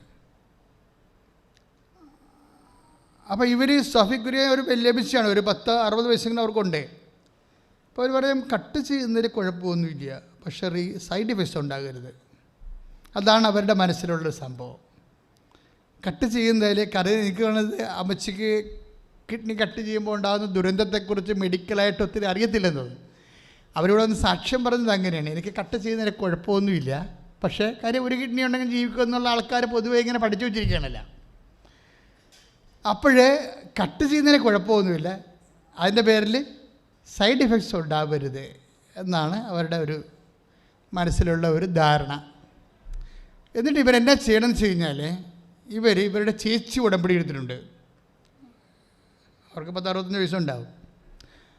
ആ ഉടമ്പടിയുടെ കൂടെ പ്രാർത്ഥിക്കാൻ വേണ്ടി ഇവർ വരും. ഇതിനിടയ്ക്കുള്ളിൽ 2 കാര്യം ചെയ്യും. ഇവർ സെക്കൻഡ് ഒപ്പീനിയന് പോകും, പിന്നെ തേർഡ് ഒപ്പീനിയന് പോകും വേറെ ഡോക്ടറിൻ്റെ അടുത്ത്. നെഫ്രോളജിസ്റ്റിനെ കണ്ടിട്ടേ അവർക്കിതിനെക്കുറിച്ച് കുറച്ച് ധാരണയുള്ള ആൾക്കാരാണ്. അതുകൊണ്ട് കിഡ്നി കട്ട് ചെയ്യുന്ന വിഷയമാണെങ്കിലും ചോദിച്ചിട്ട് വീട്ടുകാർ ഇവരെ പല സ്ഥലത്ത് കൊണ്ടുപോകും. എല്ലാം മെയിൻ സൂപ്പർ സ്പെഷ്യാലിറ്റി ഹോസ്പിറ്റലിലെ നെഫ്രോളജിനെ പോയി കാണാം. എന്നിട്ട് അവരെല്ലാവരും ഇത് സ്കാൻ ചെയ്യും, അതുപോലെ തന്നെ ബയോപ്സി ചെയ്യും ഒക്കെ ചെയ്തിട്ട് അവർ പറയും ഇത് കട്ട് ചെയ്യണം എന്ന്. അപ്പോൾ അവർ കട്ട് ചെയ്യാൻ തീരുമാനിച്ച് കിഡ്നി കട്ട് ചെയ്യാൻ തീരുമാനിച്ച് ഡേറ്റും ഫിക്സ് ചെയ്ത്, എന്നിട്ട് ഇവർ ഡേറ്റ് ഫിക്സ് ചെയ്തിട്ട് പ്രാർത്ഥിക്കാൻ വേണ്ടി വരും. മൂത്ത ചേച്ചിയുടെ ഉടമ്പടി എടുത്തിട്ടുണ്ട്, അവിടെ കൂടെ പ്രാർത്ഥിക്കാൻ വരും. എന്നിട്ട് ഇവരെന്നാ ചെയ്യണമെന്ന് വെച്ച് കഴിഞ്ഞാൽ ഇതിനകത്ത് മുഴുവനും വ്രണമാണ്. ഇവരെ റൈറ്റ് കിഡ്നിയിൽ വ്രണമാണ്. അതെല്ലാ സ്കാനിങ്ങിനും ബയോപ്സിയിലും ആ റിപ്പോർട്ടുണ്ട്. അതുകൊണ്ടാണ് അത് കട്ട് ചെയ്ത് കളയണമെന്ന് പറയണത്. പക്ഷെ ഇവർ ഉടമ്പടി ഉപ്പ് വെഞ്ചരിച്ച് കൊടുത്ത് ഇവിടുന്ന് വാങ്ങിച്ചത് അവർ വിശ്വാസപ്രമാണം ചൊല്ലി വായിലിടും. ഞാനിത് ചില അച്ഛന്മാരുടെയൊക്കെ ഈ ഉടമ്പടിയുടെ ഉപ്പിനെ കുറിച്ചൊക്കെ പറയുമ്പോൾ അവർ പറയും നമ്മൾ എന്തിനാണ് ജനങ്ങളെ പഴയ കാലത്തേക്ക് കൊണ്ടുപോകണമെന്ന് ചോദിക്കും. നമ്മൾ മുന്നോട്ടല്ലേ പോണത്. അപ്പോൾ ഇങ്ങനെ വസ്തുവകകളിലൊന്നും വിശ്വസിക്കാതെ ക്രിസ്തുവിൽ തന്നെ വിശ്വസിച്ച് പോകാൻ പാടില്ലേ എന്ന് എന്നോട് ചോദിക്കും. അത് ദൈവശാസ്ത്രമായിട്ട് കുറച്ച് ആഴമായ ബന്ധമുള്ളവരെ ചോദിക്കണത്. പക്ഷെ ഞാൻ ഡീല് ചെയ്യണത് ദൈവശാസ്ത്രജ്ഞന്മാരോടല്ലല്ലോ. ആരോടല്ല ഇത് ഡീല് ചെയ്യണത്? ഈ കിഡ്നി വേദനയും രോഗവും മരണവും മല്ലടിക്കുന്ന കരയുന്ന മനുഷ്യരോടാണ് കൃപാസനത്തിൽ ഡീല് ചെയ്യണത്. ഞാൻ എപ്പോഴും ഒരു ദൈവത്തോട് ചോദിക്കുന്നത് എനിക്ക് ദൈവത്തെക്കുറിച്ച് ഒണ്ടോളജിക്കലായിട്ട് എക്സ്പീരിയൻസ് വേണമെന്നല്ല. അത് മണ്ണാങ്കട്ട. അത് കഴിച്ചുകൊണ്ട് ആൾക്കാർ, കുറേ ആൾക്കാർ ഫാനിൻ്റെ താഴേക്ക് ഇരിപ്പുണ്ട്. കുറച്ച് കഴിയുമ്പോൾ പുസ്തകമൊക്കെ എഴുതും, കുറച്ച് മരിച്ചു പോകും. പക്ഷേ മനുഷ്യനിവിടെ വേദനിച്ച് മരിക്കുകയും ചെയ്യും. അപ്പോൾ മനുഷ്യരിൽ നിന്ന് ദൈവത്തെ അകറ്റുന്ന ഛിദ്രശക്തികൾ സഭയുടെ ഉള്ളിൽ തന്നെയുണ്ട്. ദൈവത്തെ മനുഷ്യന് സംലഭ്യമാക്കി കൊടുക്കണം അവൻ്റെ ജീവിത അവസ്ഥകളിൽ. അതാണ് ഞാൻ കണ്ണീരോടെ പണ്ടേ പ്രാർത്ഥിച്ചിരിക്കുന്നത്. കർത്താവേ, കണ്ണുനീരോടെ. ഇപ്പം സോളമൻ ദേവാലയം വെഞ്ചരിക്കുമ്പോൾ എന്താ പറയണത്? സോളമൻ ദേവാലയം വെഞ്ചരിക്കുമ്പോൾ പറയുന്ന ഒരു വാക്കുണ്ട്. എന്താണ്? കർത്താവേ, അങ്ങയുടെ മക്കൾ സ്വജാതിരായാലും വിജാതിരായാലും നിൻ്റെ ആലയത്തിൻ്റെ പുറത്തോ അകത്തോ നിന്നുകൊണ്ട് കണ്ണീരിടുമ്പോൾ അവിടെ കണ്ണുനീര് നീ ഏറ്റെടുക്കണമേ. 1 രാജാക്കന്മാർ 8:42. 1 രാജാക്കന്മാർ 8:42. ശ്രദ്ധിക്കുക. 1 രാജാക്കന്മാർ 8:41-42. അങ്ങയുടെ ജനമായ ഇസ്രായേൽ പെടാത്ത വിദേശി അങ്ങയുടെ മഹനീയ നാമത്തെയും അങ്ങയുടെ കരുത്തുറ്റ കരങ്ങളുടെ പ്രവർത്തനങ്ങളെയും നീട്ടിയ ഭുജത്തെയും പറ്റി കേട്ട് അങ്ങയെ തേടി വന്ന് ഈ ആലയത്തിന് നേരെ തിരിഞ്ഞ് പ്രാർത്ഥിച്ചാൽ അവിടുത്തെ ജനമായ ഇസ്രായേലിനെ പോലെ സർവ്വജനതകളും അങ്ങയുടെ നാമം അറിയാനും അങ്ങയെ ഭയപ്പെടാനും ഞാൻ ഈ ഭവനം അങ്ങേക്കായി നിർമ്മിച്ചിരിക്കുന്നുവെന്ന് ഗ്രഹിക്കാനും വേണ്ടി അങ്ങ് വസിക്കുന്ന സ്വർഗത്തിൽ നിന്ന് അവൻ്റെ പ്രാർത്ഥന ശ്രവിക്കുകയും യാചനകൾ സാധിച്ചു കൊടുക്കുകയും ചെയ്യണമേ. അതായത് ജീവിതത്തോട് ദൈവത്തെ ചേർത്ത് നിർത്തുന്നതാണ് ബൈബിള്. ജീവിതത്തോട്, മനുഷ്യൻ്റെ ജീവിതത്തോടെന്ന് പറയുമ്പോൾ ചേച്ചിയുടെ അവസ്ഥ എന്താണ്? ഈ ചേച്ചി, അവരുടെ പേരെന്താ? സോഫി കുര്യൻ. അവരെന്നാ ചെയ്തിരിക്കണത്? അവർ ഈ ഉടമ്പടി ഉപ്പ് മാത്രമേ വായിലിട്ട് വിശ്വാസപ്രമാണം ചെയ്യുള്ളൂ. എന്നിട്ട് പിന്നെ എന്ത് ചെയ്യും? ഇവർ ഓപ്പറേഷന് തിയേറ്ററിൽ കയറ്റും. തിയേറ്ററിൽ കയറ്റി കഴിയുമ്പോൾ ഇവർ അൺകോൺഷ്യസ് ആക്കും. അനസ്തേഷ്യ കൊടുത്ത് ഇവരെ ബോധക്കെട്ടുണ്ട്. എന്നിട്ട് റോബോട്ടിക് സർജറി എന്നും പറഞ്ഞുകൊണ്ട് വളരെ ഷാർപ്പായിട്ട് സർജറി ചെയ്യുന്ന ആ പ്രോസസ്സിങ്ങിലേക്ക് ഡോക്ടർ പോവുകയാണ്. ഡോക്ടർ പോയി സ്കാനിങ് എന്നൊക്കെ ഇവരിങ്ങനെ കാണിക്കുമ്പോൾ ഡോക്ടർ ഞെട്ടിപ്പോകും ഇവിടെ കിഡ്നി കാണുമ്പോൾ. എന്താ കാര്യം? പണ്ട് കണ്ട കിഡ്നിയല്ല ഇരിക്കണത്, കഴിഞ്ഞ ആഴ്ച കണ്ടതല്ല. ഇപ്പം എന്താ സംഭവിച്ചിരിക്കണത്? ഒരു ചെറിയ ഒരു പൊറ്റ പോലെ ആ വ്രണമെല്ലാം പോയിട്ട് അതൊരു ചെറിയ പൊറ്റയായിട്ട് മാറുകയും നമ്മൾ പുറത്ത് കഴിയുമ്പോഴേ പൊറ്റ ഉണ്ടാകത്തില്ലേ, അതുപോലെ ഒരു തൊലിപ്പാടായിട്ട് മാറും. ഡോക്ടർ ഞെട്ടിപ്പോയി. ശരിക്കും പറഞ്ഞാൽ ഇതെന്താ സംഭവിച്ചെന്ന് അറിയാതെ ഞെട്ടിപ്പോയി. എന്നിട്ട് ഇവർ ഈ ഡോക്ടർ തൊലി മാത്രം എടുത്ത് മാറ്റിയിട്ട് ബയോപ്സി കൊടുക്കും. അതിൻ്റെ ക്യാൻസറിൻ്റെ എല്ലാം വേണ്ട, ഒരു സംഭവം എൻ്റെ അടുത്തില്ല. ഡോക്ടർ പറയും ഓപ്പറേഷൻ്റെ ആവശ്യമില്ല, കിഡ്നി മാറ്റേണ്ട ആവശ്യമില്ല. എന്താണ്? ഇത് സുഖപ്പെട്ടിരിക്കണമെന്ന് പറയും. ഈ നേർച്ച വസ്തുക്കളൊക്കെ ഇൻകൾക്കേറ്റ് ചെയ്തിരിക്കുന്ന ഈ പ്രിൻസിപ്പിളല്ലേ ശക്തി. 1 കൊറിന്തോസ് 1:24 ശക്തിയാണ്. എന്താണ്?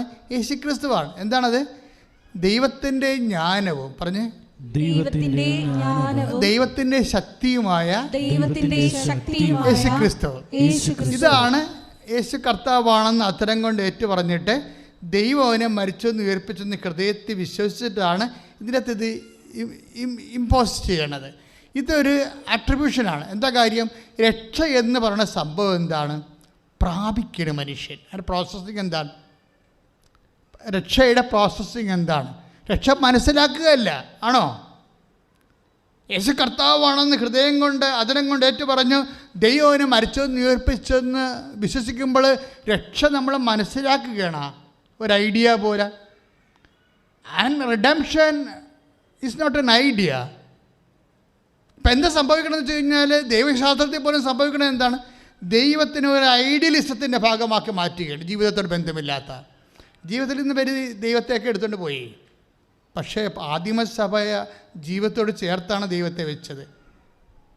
എന്താ കാര്യം അറിയാം? ഇപ്പോൾ നമ്മൾ ഉദാഹരണത്തിന് 2 പത്രോസിൻ്റെ 1:3 ശ്രുതിക്കട്ടെ. തന്റെ മഹത്വത്തിലേക്കും ഔന്നത്യത്തിലേക്കും തന്റെ മഹത്വത്തിലേക്ക് പറഞ്ഞ തന്റെ മഹത്വത്തിലേക്കും ഔന്നത്യത്തിലേക്കും നമ്മളെ വിളിച്ചവനെ കുറിച്ചുള്ള പൂർണ്ണമായ അറിവിലൂടെ നമ്മുടെ ജീവിതത്തിനും കച്ച് പോയിന്റ് എന്തിനു വേണ്ടിയാണ്? നമ്മുടെ ജീവിതത്തിനും. അതാ വിഷയം. ദൈവം എന്തിനാണ് നമ്മുടെ ഇത് 2 പത്രോസാണ് വചനം. 2 പത്രോസ് 1:3 ഒന്ന് വായിച്ച മോളെ. തന്റെ മഹത്വത്തിലേക്കും ഏറ്റു പറഞ്ഞേ. തന്റെ മഹത്വത്തിലേക്കും ഔന്നത്യത്തിലേക്കും നമ്മെ വിളിച്ചവനെ കുറിച്ചുള്ള പൂർണ്ണമായ അറിവിലൂടെ നമ്മുടെ ജീവിതത്തിനും അല്ല, നമ്മുടെ ചിന്തയ്ക്കല്ല, നമ്മുടെ ധ്യാനത്തിനല്ല, നമ്മുടെ ധാരണയ്ക്കല്ല, നമ്മുടെ പഠനത്തിനല്ല, നമ്മുടെ ചർച്ചയ്ക്കല്ല, ഒന്നിനുമല്ല. ദൈവം എന്തിനുള്ളതാണ്? നമ്മുടെ ജീവിതത്തിനാണ്. ദൈവം ജീവിതത്തിന് വേണ്ടി. അതാണ് ആദ്യം സഭയുടെ കാഴ്ചപ്പാട്. ഈ കാഴ്ചപ്പാടിൽ നിന്നൊക്കെ പോകുന്നത് ദൈവം ചിന്തയ്ക്ക് വേണ്ടി, ദൈവം വാദപ്രതിവാദത്തിന് വേണ്ടി, ദൈവം സൈദ്ധാന്തികവും ആയിട്ടുള്ള വിശ്ലേഷണത്തിന് വേണ്ടി അങ്ങനെയായി ദൈവം ക്ലാസ് റൂമിന് വേണ്ടിയായി പോയി. ഞങ്ങളൊക്കെ പഠിച്ച കാലത്തുള്ള അവസ്ഥയാണ്. ദൈവം എന്തിനാണ്? ക്ലാസ് റൂമിന് പുറത്ത് ദൈവമില്ല, ജനം ദൈവമില്ല, അത് അലഞ്ഞു നടക്കും. ബൈബിൾ എന്താ, ആദിമസഭ എന്താ പറയണത്? ഒന്ന് വായിച്ചേ. തന്റെ മഹത്വത്തിനും ഏറ്റു പറഞ്ഞേ ഔന്നത്യത്തിലേക്കും നമ്മെ വിളിച്ചവനെ കുറിച്ചുള്ള പൂർണ്ണമായ അറിവിലൂടെ നമ്മുടെ ജീവിതത്തിനും ഭക്തിക്കും ആവശ്യമായതെല്ലാം അവന്റെ ദൈവശക്തി നമുക്ക് പ്രദാനം ചെയ്തിരിക്കുന്നു. ദൈവശക്തിയാണ് നമുക്കത് പ്രദാനം ചെയ്യണത്. ഇപ്പം നേർച്ച വസ്തുക്കൾ നിങ്ങളുടെ ഭക്തിയുടെ വസ്തുക്കൾ തന്നെയാണ്. അത് നിങ്ങൾക്ക് തരുമ്പോൾ എൻ്റെ അകത്ത് ഉദ്ദേശിക്കുന്നത് എന്താണ്? ദൈവശക്തിയാണ്. അതുകൊണ്ട് തന്നെയാണ് അത് സൂക്ഷിച്ച് വെക്കണം, സൂക്ഷിച്ച് കൈകാര്യം ചെയ്യണം. നിങ്ങളത് വിശുദ്ധിയോടെ ഉപയോഗിക്കണമെന്നൊക്കെ അച്ഛൻ പറഞ്ഞില്ലേ? കാര്യം വിശുദ്ധിയും ശക്തിയും തമ്മിൽ ബന്ധമുണ്ട്. വിശുദ്ധി, ഇപ്പം ശക്തി എന്ന് പറയുന്നത് എന്താണ്? ശക്തിയുടെ ഫലങ്ങൾ. ഇപ്പോൾ മക്കളില്ലാത്തവർക്ക് ഇപ്പം അവർക്ക് എന്താ സംഭവിച്ചത്? 10 കൊല്ലം മക്കളില്ല. ഉടമ്പടി തൈലം തേച്ച് വിശ്വപ്രമാണം ചൊല്ലി കഴിഞ്ഞപ്പോൾ അവർ പ്രഗ്നൻ്റായി. അതെന്താണ്? ദൈവത്തിൻ്റെ ശക്തി. മറ്റുള്ള എല്ലാ പ്രതിലോമ ശക്തികളെയും നിർവീര്യമാക്കിക്കൊണ്ട് ദൈവത്തിൻ്റെ ശക്തി അവർ പ്രാപിച്ചതാണ് കുഞ്ഞിൻ്റെ രൂപത്തിൽ.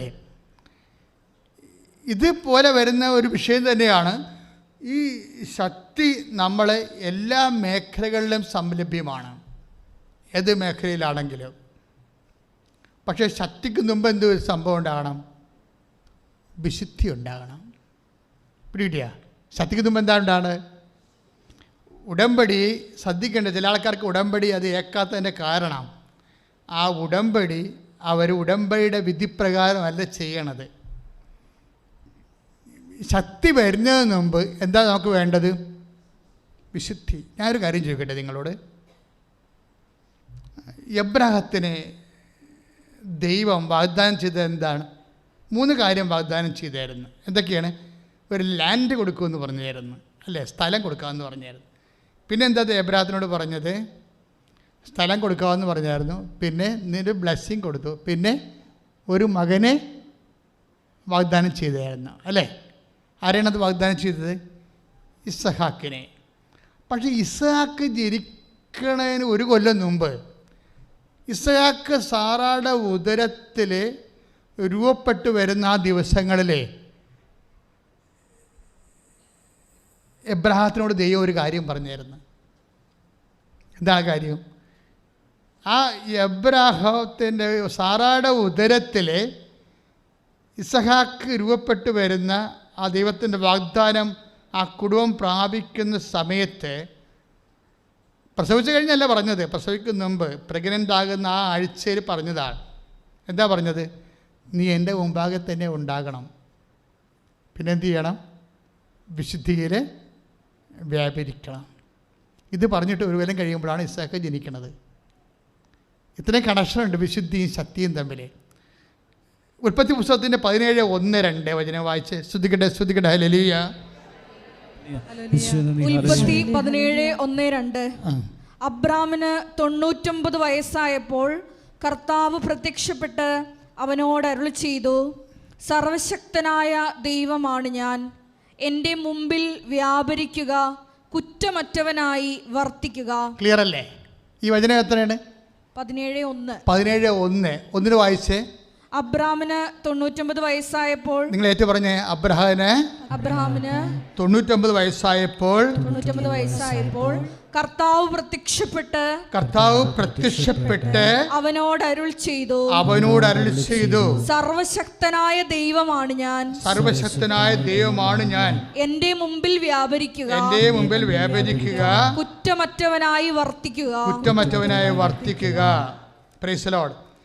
അതായത് ഇത് പറഞ്ഞിട്ട് ഇതിപ്പോൾ എത്രാമത്തെ വയസ്സുണ്ട് എബ്രാഹത്തിന്? 99. 100ാമത്തെ വയസ്സിലാണ് ആര് ജനിക്കണത്? ഇസ്ഹാക്ക് ജനിക്കണത്. എന്താ പ്രോബ്ലം എന്ന് വെച്ച് കഴിഞ്ഞാൽ, എന്തുകൊണ്ടാണ് 25 കൊല്ലം എടുത്തത്? ഈ വാഗ്ദാനം നേരത്തെ കൊടുത്തതല്ലേ? 75 വയസ്സായപ്പോൾ കൊടുത്ത വാഗ്ദാനമാണ്. അടുത്ത കൊല്ലം ഞങ്ങൾ ഇവിടെ കടന്നു പോകുമ്പോൾ നിനക്കൊരു കുഞ്ഞുണ്ടാവുമെന്ന് പറഞ്ഞത് എന്ന് പറഞ്ഞതാണ്? എബ്രഹാത്തിൻ്റെ 75ാമത്തെ വയസ്സിൽ പറഞ്ഞതാണ്. പക്ഷേ എന്താ പറ്റിയത്? എബ്രഹാം ഒരു ശുദ്ധീകരണത്തിലൂടെ കടന്നു പോവുകയാണ്. ഇതിൻ്റെ ഇടയ്ക്ക് ദൈവത്തിൻ്റെ വാഗ്ദാനത്തിനെതിരായിട്ട് അയാളുടെ കുടുംബത്തിൽ തന്നെ പെണ്ണുമ്പിള്ള ഇടപെട്ട് കുളവാക്കിയത് സാറ പറഞ്ഞ് ആഗർ നിൽപ്പുണ്ട്, ആഗറിനെ പ്രാപിക്കാൻ പറഞ്ഞു. എന്താ കാര്യം? ലോത്ത് ഗുണ്ടയാണ്. ഇവന്മാരുടെ കൂടെ ഉള്ളവന്മാരെല്ലാം ഗുണ്ടാ പരിപാടിയുള്ളതാണ്. നിങ്ങളെങ്ങാനും ചത്തുപോയി കഴിഞ്ഞാൽ ഈ സ്വത്തെല്ലാം അടിച്ചിട്ട് അവന്മാർ പോകും.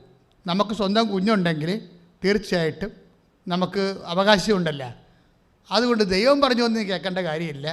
നീ ആഗറിനെ പ്രാപിക്കുക, മക്കളുണ്ടാകട്ടെ എന്ന് പറഞ്ഞു. ആര് പറഞ്ഞു കൊടുത്തതാണ്? ആ ചിരിച്ച ചേടത്തി പറഞ്ഞു കൊടുത്തതാണ്. ദൈവം വാഗ്ദാനം അതാണ്. എന്താ പ്രോബ്ലം എന്ന് വെച്ച് കഴിഞ്ഞാൽ, ദൈവവചനം കേൾക്കുമ്പോൾ ചില അണ്ണന്മാർക്കും ചേച്ചിമാർക്കും ചിരി വരും. അതോടുകൂടി അവിടെ കാര്യത്തിലൊരു തീരുമാനമാകും. ഉൽപ്പത്തി പുസ്തകം 21:1-5 വരെ. സ്തുതിക്കട്ടെ. കർത്താവ് വാഗ്ദാനമനുസരിച്ച് കർത്താവ് വാഗ്ദാനമനുസരിച്ച് സാറായെ അനുഗ്രഹിച്ചു.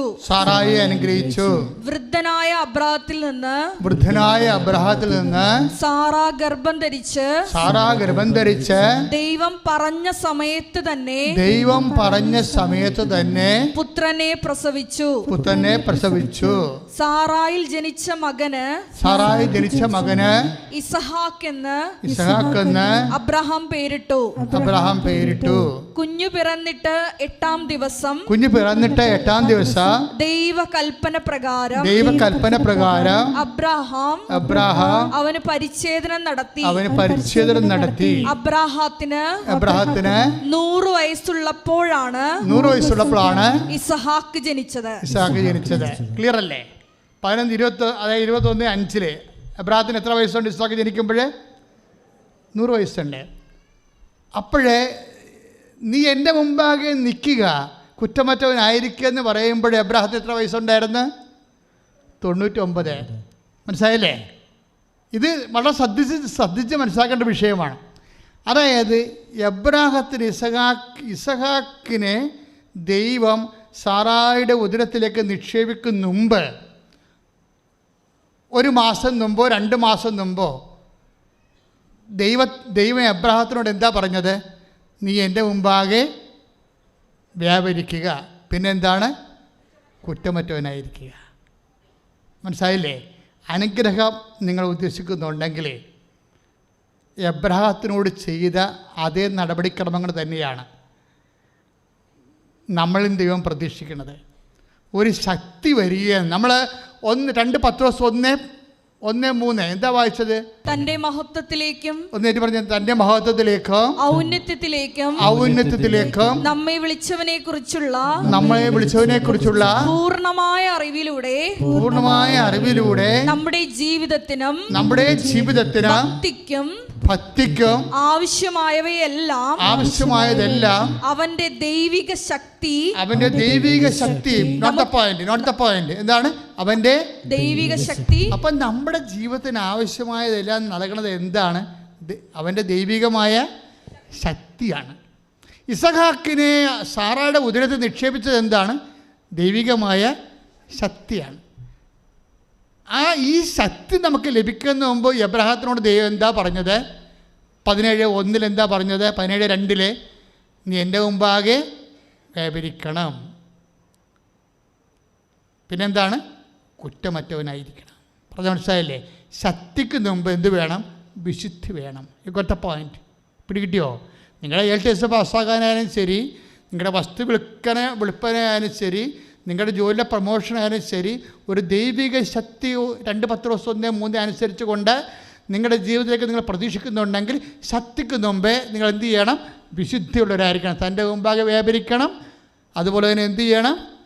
കുറ്റമറ്റവനായിരിക്കണം. അച്ഛൻ്റെ ഇപ്പം ലാസ്റ്റ് സാക്ഷ്യങ്ങൾ നോക്കുമ്പോഴേ നമുക്ക് മനസ്സിലാവുന്നൊരു സത്യമുണ്ട്.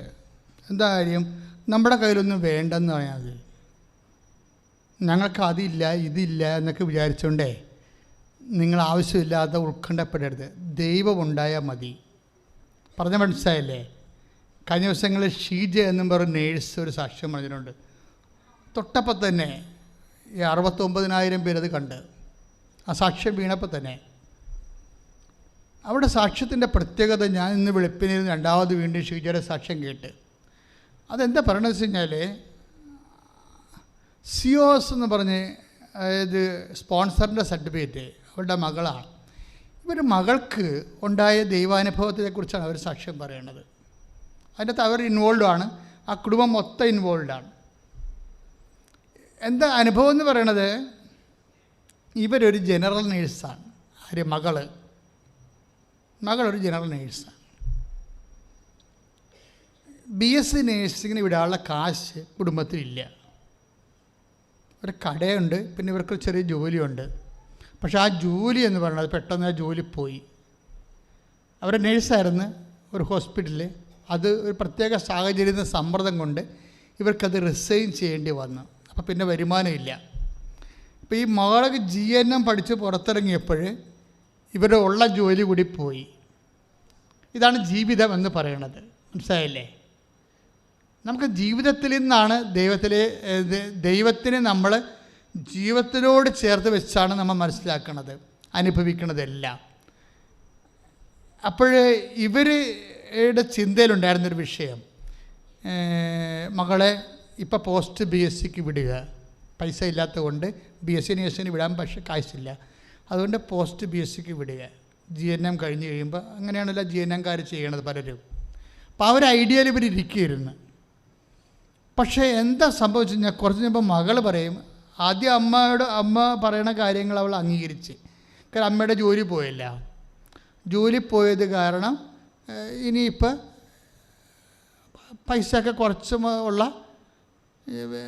ഒരു പോസ്റ്റ് BScക്ക് പോകാമെന്ന് മകൾ പറഞ്ഞ് അങ്ങനെ തീരുമാനിച്ചിരുന്നെങ്കിലും കുടുംബപ്രാർത്ഥനയ്ക്ക് വന്ന് എല്ലാവരും കൂടി ഇരിക്കുമ്പോൾ പെട്ടെന്ന് ഇവളുടെ ഐഡിയ മാറി.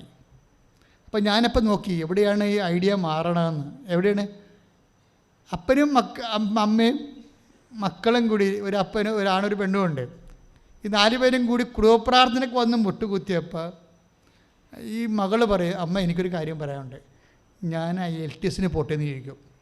ശരിക്കും പറഞ്ഞാൽ എന്താ സംഭവിക്കണത്? അത് കേൾക്കുമ്പോൾ ഇവൾ മലയാളം മീഡിയത്തിൽ പഠിച്ചതാണ്, വലിയ ഇംഗ്ലീഷ് മീഡിയത്തിൽ പഠിച്ച ആളല്ല. അപ്പോൾ IELTSന് പോയാൽ പക്ക തോറ്റു പോകും. കാര്യം ഇവിടുത്തെ ഇംഗ്ലീഷ് മീഡിയംകാർക്ക് പോലും 3 പ്രാവശ്യമൊക്കെ എഴുതിയിട്ടാണ് ഇത് സാധനം പലപ്പോഴും കിട്ടണത്. അപ്പോൾ അമ്മ ഇവളുടെ മുഖത്ത് നോക്കി ഇവ നോക്കും, പക്ഷേ നിനക്കത് കവർ ചെയ്യാൻ പറ്റുമോ? തന്നെയല്ലേ അല്ല അമ്മ പറയും, ഇവൾ IELTSന് വിടാനുള്ള കാശ് എൻ്റെ കയ്യിലില്ല, കാരണം ഇതിൻ്റെ ജോലി പോയല്ലോ. അപ്പോൾ അതുകൊണ്ട് ഇവർ പരുങ്ങലാണ്. പക്ഷേ ഇത് എപ്പോഴാണ് ഈ ഐഡിയ വരണത്? കുടുംബപ്രാർത്ഥനയ്ക്ക് അത് കാരണം അച്ഛൻ നിങ്ങൾ പറയണത്, നിങ്ങൾ പ്രെയർ ടൈം വളരെ ശ്രദ്ധിക്കണം. പ്രെയർ ടൈം, അതായത് ഇപ്പോൾ ഉടമ്പടി എടുത്ത സമയമായാലും ശരി, ഉടമ്പടി എടുത്തിട്ട് എടുക്കാത്ത പോലെ നടക്കുന്ന ആൾക്കാരില്ലേ, അവരാണ് ഗതികിട്ട പ്രേതമായിട്ട് നടക്കുന്നത്. ഉടമ്പടി എടുത്തവർ പക്ഷേ എന്നിട്ട് അവരുടെ വർത്തമാനം ചെയ്യലും എല്ലാം ഉടമ്പടി എടുക്കാത്തവരെ പോലെയാണ്. ഇവരാണ് ഇതിൻ്റെ അകത്ത് പണി മേടിക്കണത്. കാര്യം ഉടമ്പടി എടുത്ത് കഴിയുമ്പോൾ നിങ്ങൾ എന്താ സംഭവം, നിങ്ങൾ ദൈവവുമായിട്ട് കമ്മ്യൂണിക്കേഷനിലാകും. എന്താണ്, ഇതൊരു ഉഭയകക്ഷിയായിട്ടുള്ള ഒരു പാരിറ്റി റിലേഷനാണിത്. എന്നുവെച്ചാൽ ദൈവം ഒരു കക്ഷി, പിന്നെ ആരാണ്, നിങ്ങൾ ഒരു കക്ഷി. മാധ്യസ്ഥ ആരാണ്, അമ്മ. അമ്മയുടെ മാധ്യസ്ഥം എന്ന് പറഞ്ഞാൽ അൾട്ടിമേറ്റ് മീഡിയേഷനാണ്, ഇടയ്ക്കൊന്നുമില്ല. അൾട്ടിമേറ്റ് മീഡിയേഷൻ എന്ന് പറയുന്നത് ലാസ്റ്റ് ഓപ്ഷൻ, ഫുൾ ഓപ്ഷൻ പോലുള്ള പരിപാടിയാണ്. അമ്മ ഒരു തീരുമാനം എടുത്താൽ പിന്നീട് അതിൻ്റെ അകത്ത് ദൈവം പോലും വെള്ളം ചേർക്കത്തില്ല, ഒന്നും ചെയ്യത്തില്ല. അത് കാനായിൽ നമ്മൾ കണ്ടതാണ്. കാനായിലെ കല്യാണം 10,000 കൊല്ലം ഇവിടെ മനുഷ്യരാശി പഠിച്ചാലും പഠിച്ചു തീരത്തില്ല, അത്രയും സംഭവമാണത്. എന്താ കാര്യം, ഇവർക്ക് യേശുക്രിസ്തുവിനെ ഇൻട്രൊഡ്യൂസ് ചെയ്യുക എന്നുള്ള ഡ്യൂട്ടി ദൈവപിതാവ് അമ്മയെ ഏൽപ്പിച്ചിരിക്കുകയാണ്. എന്തുകൊണ്ടാണ് മരിയൻ മീഡിയേഷൻ ഇത്രയും അപ്രതിരോധ്യമാകാൻ കാരണം? ഇവിടെ കപ്പാസിറ്റി തന്നെയാണ്. ധ്യാനകേന്ദ്രങ്ങളൊന്നും മാതാവിനെക്കുറിച്ച് പറയണില്ലല്ലോ, എല്ലാവരും ക്രിസ്തു ഈശോനെക്കുറിച്ചല്ലേ പറയത്തുള്ളൂ. മാതാവിനെക്കുറിച്ച് പറഞ്ഞാൽ എന്താ, പാപമാണെന്ന് പറഞ്ഞിട്ട് പാവപ്പെട്ടവരാണ് വരിക. ഞാൻ മാതാവിനെക്കുറിച്ച് മാത്രമേ പറയത്തുള്ളൂ. എന്താ കാര്യം എന്നറിയാവോ, എനിക്ക് പരിശുദ്ധാത്മാവ് നൽകുന്ന വെളിപാട് ഈ ലോകത്തിൻ്റെ രക്ഷ പ്രദാനം ചെയ്തതിൻ്റെ പിന്നിൽ ഇവരുടെ ഇൻവെസ്റ്റ്മെൻറ്റ് ഭയങ്കരമാണെന്നുള്ളതാണ്. പിതാവാണ് ഇവരെ തിരഞ്ഞെടുത്തത്. ആദ്യം ഒരു ഉടമ്പടി നടന്നായിരുന്നല്ലോ. ആദ്യത്തെ ഉടമ്പടി ആദമായിട്ടും ഹവ്വായായിട്ടും അവരാ ഉടമ്പടിയെ ഉഴപ്പി. അവരോട് പറഞ്ഞതാണ്, നിങ്ങൾ നിത്യമായിട്ട് ജീവിക്കും, പക്ഷേ തോട്ടത്തിൽ നടുക്ക് നിൽക്കുന്ന വൃക്ഷത്തിൽ നിന്ന് നിങ്ങൾ പഴം കഴിക്കരുത്. ഉടമ്പടിയാണത്. അതാണ് കവനൻ്റ് ഓഫ് ഈഡൻ, ഏതെല്ലാം ഉടമ്പടി. പക്ഷെ പാവപ്പെട്ടവർ ലംഘിച്ചു. ഇതിന് ബദലായിട്ട് ദൈവം കൊണ്ടുവന്ന ആളാരാണ്, മറിയമാണ്. മറിയവുമായിട്ട് ഉടമ്പടി ചെയ്യുമ്പോൾ മറിയത്തിനെ ഷാഡോ ആയിട്ട് നിർത്തിക്കൊണ്ടാണ്, അടിസ്ഥാനപ്പെടുത്തിക്കൊണ്ടാണ് ഏഡനിലെ ഉടമ്പടി നടക്കുന്നത്. ഇതാണ് ഉടമ്പടി, ഏഡനിലെ ഉടമ്പടി. മറ്റത് ആദ്യത്തിൻ്റെ ഉടമ്പടിയാണ്. അതും ആയിട്ടുള്ള ഉടമ്പടി കഴിഞ്ഞിട്ടാണ് കവനൻ്റ് ഓഫ് എയ്ഡൻ വരുന്നത്. കവനൻ്റ് ഓഫ് എയ്ഡൻ സംഭവിക്കണത്, ഏതെല്ലാം ഉടമ്പടി സംഭവിക്കണത് 33:15 ഒന്ന് വായിച്ച്. നീയും സ്ത്രീയും തമ്മിലും നിന്റെ സന്തതിയും അവളുടെ സന്തതിയും തമ്മിലും ഞാൻ ശത്രുത ഉളവാക്കും. അവൻ നിന്റെ തല തകർക്കും. നീ അവന്റെ കുതികാലിൽ പരിക്കേൽപ്പിക്കും. ക്രിസ്തുവിനെയും മറിയത്തെയും പ്രീസപ്പോസ് ചെയ്തുകൊണ്ടാണ് കവനൻ്റ് ഓഫ് ഈഡൻ വർക്കൗട്ട് ചെയ്യണത്. ഇവിടെ എന്താ ബൈബിളിൻ്റെ അടിസ്ഥാനം എന്ന് പറയണത്? ക്രിസ്തുവിനെയും മറിയത്തെയും, ക്രിസ്തുവിനെ മാത്രമല്ല മറിയത്തെ കൂടി പ്രീസപ്പോസ് ചെയ്തുകൊണ്ടാണ് ദൈവം പാപത്തിന് പരിഹാരം നിശ്ചയിക്കുന്നത്. അമ്മയെ ഒഴിവാക്കിക്കൊണ്ട് ക്രിസ്തുവിനെ മാത്രം പ്രൊമോട്ട് ചെയ്തുകൊണ്ടല്ല സെക്കൻഡ് ഉടമ്പടി വരണത്. ക്രിസ്തുവിനെ പ്രൊമോട്ട് ചെയ്യാൻ വേണ്ടി അമ്മയെ ബാക്ക്ഗ്രൗണ്ടിൽ നിർത്തിയിട്ടാണ്, ബേസ് ചെയ്തിട്ടാണ് ഉടമ്പടി വരണത്. ഇനി വരുമ്പോഴുള്ള വിഷയം എന്ന് പറയുന്നത്, അതുകൊണ്ട് തന്നെ ലോകത്തിന് യേശുവിനെ കൊടുക്കാനുള്ള ദൈവത്തിൻ്റെ ഉപകരണമാണ് മറിയം. ഒന്ന് പറഞ്ഞ്, ലോകത്തിന് യേശുവിനെ നൽകാനുള്ള ദൈവത്തിൻ്റെ മാനുഷിക ഉപകരണമാണ് മറിയം. അതുകൊണ്ട് തന്നെയാണ് അമ്മ മാതാവിലൂടെയാണ് വചനം മാംസമാകണത്, ഇല്ലേ? അതിനമ്മ ചെയ്തത് എന്താണ്? ഇതാ കർത്താവിൻ്റെ ദാസി, നിൻ്റെ വചനം പോലെ എന്നിലെ നിറവേറട്ടെ എന്നുള്ള മറ്റൊരു ഉടമ്പടി ചെയ്തിരിക്കുകയാണ്. അത് ഉടമ്പടിയാണ്. അതാണ് മരിയൻ ഉടമ്പടിയുടെ ബേസ് എന്ന് പറയുന്നത്. ഇതിങ്ങനെ ബൈബിളിൽ എന്തെങ്കിലും ദൈവത്തിനെ മുൻനിർത്തി ഉണ്ടെങ്കിൽ എല്ലാം കവനൻ്റ് ആവും, ബൈലാറ്ററലാണ്. ഉടമ്പടിക്ക് എപ്പോഴും സംഭവിക്കുന്നത് എന്താണ്? 2 കക്ഷികൾ വേണം, ഒന്ന് ദൈവവും ഒന്ന് മനുഷ്യനും. പിന്നെന്ത് വേണം ഉടമ്പടിക്ക്? ബൈലാറ്ററൽ എഗ്രിമെൻ്റാണ്. നിബന്ധന ഉണ്ടാവും, പിന്നെ എന്താണ്, നിയോഗം ഉണ്ടാവും. അവൻ തൻ്റെ ജനങ്ങളെ അവിടെ പാപങ്ങളിൽ നിന്ന് മോചിക്കും. അതാണ് അവൻ തൻ്റെ ജനങ്ങളുടെ, ഒന്ന് പറഞ്ഞേ, അവൻ തന്റെ ജനങ്ങളുടെ അവിടെ പാപങ്ങളിൽ നിന്ന് മോചിക്കും, അവരുടെ പാപങ്ങളിൽ നിന്ന് മോചിക്കും. മംഗളവാർത്തയിലെ മെയിൻ നിയോഗം അതാണ്. എന്താണ്? യേശുവിലൂടെ ലോകത്തിൻ്റെ പാപങ്ങളെ മോചിക്കുക എന്നുള്ളതാണ്. അതാണ് നിയോഗം. മനുഷ്യാവതാരത്തിൻ്റെ നിയോഗം, അൾട്ടിമേറ്റ് നിയോഗം അതാണ്. പാപത്തെ മാറ്റി നിർത്തിയിട്ട് ഒന്നും ചെയ്യാൻ പറ്റത്തില്ല.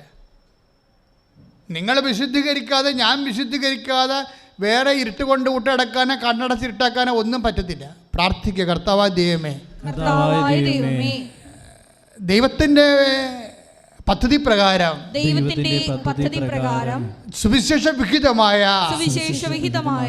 വിശുദ്ധീകരണത്തിലേക്ക് ഞങ്ങളെ നയിക്കണമേ, ഞങ്ങളെ ഒരുക്കണമേ.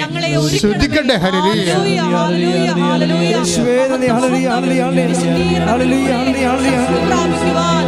നമ്മുടെ നിയോഗങ്ങളുടെ സാക്ഷീകരണത്തിനായി ഞങ്ങളെ ഉയർത്തണമേ. Hallelujah, hallelujah. ലൂക്കാസ് സുവിശേഷം 1:31 ഏറ്റു പറഞ്ഞ, നീ ഗർഭം ധരിച്ച് ഒരു പുത്രനെ പ്രസവിക്കും, നീ യേശുവിന് നീ അവന് യേശുവെന്ന് പേരിടണം. അപ്പൊ നീ ഗർഭം ധരിച്ച ഒരു പുത്രനെ പ്രസവിക്കും എന്ന് പറയുന്ന വചനത്തിലെ മാതാവിൻ്റെ ഇൻവെസ്റ്റ്മെൻ്റ് എന്താണ്? മാതാവിൻ്റെ ഇൻവെസ്റ്റ്മെൻ്റ് എന്താണ്? അവിടെ വിശ്വാസമാണ്. ദൈവം പറഞ്ഞ വചനത്തിൽ അവർ വിശ്വസിക്കുന്നത് കൊണ്ടാണ് പിന്നീട് പരിശുദ്ധാത്മാവ് അമ്മയെക്കുറിച്ച് എന്താ പറയണത്? മേരി, കർത്താവ് ഏത് പറഞ്ഞ, മേരി, കർത്താവ് നിന്നോട് അരുളി ചെയ്ത കാര്യങ്ങൾ നിറവേറുമെന്ന് വിശ്വസിച്ച നീ ഭാഗ്യവതി. അപ്പൊ ലൂക്ക 1:31 ആക്ടിവേറ്റ് ചെയ്യണത് ലൂക്ക 1:45 അനുസരിച്ചാണ്. ദൈവത്തിൻ്റെ വാഗ്ദാനമാണ്, നീ ഗർഭം ധരിച്ചൊരു പുത്രനെ പ്രസവിക്കും. ഈ വാഗ്ദാനം മേരി പ്രാപിക്കുന്നത് എങ്ങനെയാണ്? അതിൽ വിശ്വസിച്ചു കൊണ്ടാണ്. അതാണ് പരിശുദ്ധാത്മാവ് എലിസബത്തിലൂടെ പറയണത്. ലൂക്ക 1:45 എന്താ പറയണത്? കർത്താവ് നിന്നോട് അരുളി ചെയ്ത കാര്യങ്ങൾ നിറവേറുമെന്ന് വിശ്വസിച്ച നീ ഭാഗ്യവതി. അപ്പൊ നമ്മൾക്ക് യേശുവിനെ തന്നത് ആരാണ്? മറിയത്തിന്റെ വിശ്വാസമാണ്. കൈയിടിച്ച് കർത്താവിനെ സ്തുതിക്കട്ടെ.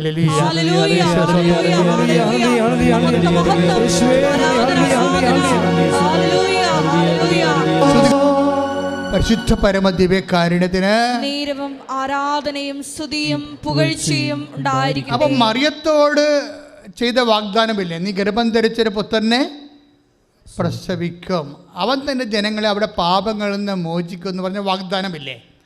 ഈ വാഗ്ദാനം മറിയം പ്രാപിക്കുന്നത് എങ്ങനെയാണ്? ലൂക്ക 1:45 വെച്ചുകൊണ്ടാണ്. എന്താ ലൂക്ക 1:45 കർത്താവ് നിന്നോട് അരുളി ചെയ്ത കാര്യങ്ങൾ പറഞ്ഞേ. കർത്താവ് നിന്നോട് അരുളി ചെയ്ത കാര്യങ്ങൾ, ദൈവത്തിന്റെ വചനം അല്ലേ, നിറവേറുമെന്ന് പറഞ്ഞേ. നിറവേറുമെന്ന് വിശ്വസിച്ച നീ ഭാഗ്യവതി. മറിയത്തിന്റെ വിശ്വാസം എന്തിലുള്ള വിശ്വാസമാണ്? കർത്താവിൻ്റെ വചനത്തിലുള്ള വിശ്വാസമാണ്. ഈ വിശ്വാസം പ്രഖ്യാപിച്ചുകൊണ്ട് മറിയം ഉടമ്പടി ചെയ്യുന്നുണ്ട് ദൈവത്തോട്. ഇതാണ് മറിയൻ ഉടമ്പടി എന്ന് പറയുന്നത്. മരിയൻ ഉടമ്പടി എന്ന് പറയുന്ന സംഭവം ഇതാണ്. എന്താണത്? ഇതാ കർത്താവിൻ്റെ ദാസി. 1:38 ഇതാ കർത്താവിൻ്റെ ദാസി, നിന്റെ വചനം പോലെ എന്നിൽ നിറവേറട്ടെ. ഇതാണ് മരിയൻ ഉടമ്പടി എന്ന് പറയുന്നത്. എന്താണ്? ദൈവം വാഗ്ദാനം തരും. ലൂക്ക 1:31 മറിയം അതിൽ വിശ്വസിക്കും. ലൂക്ക 1:45 എന്നിട്ട് മറിയം അതിനെ ഉടമ്പടിയുടെ ഭാഗമാക്കി മാറ്റും. എന്താണ്? ഇതാ കർത്താവിൻ്റെ ദാസി. ഉടമ്പടി എടുക്കുന്നവർ ദൈവത്തിൻ്റെ ദാസികളാകണം, ദാസനാകണം. കൈയിടിച്ച് കർത്താവിനെ സ്തുതിക്കട്ടെ.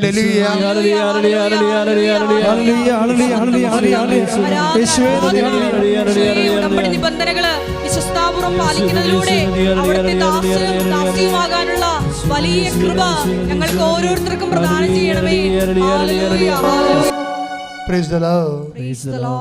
മറിയത്തിൻ്റെ വിശ്വാസത്തിൽ ലുക്ക 1:38 അനുസരിച്ചുകൊണ്ട് അതാണ് മരിയൻ ഉടമ്പടിയുടെ ബേസ്മെൻറ്റ്. എന്താണ്? ഇതാ കർത്താവിൻ്റെ ദാസി പറഞ്ഞേ, അങ്ങയുടെ വചനം പോലെ എന്നില് നിറവേറട്ടെ.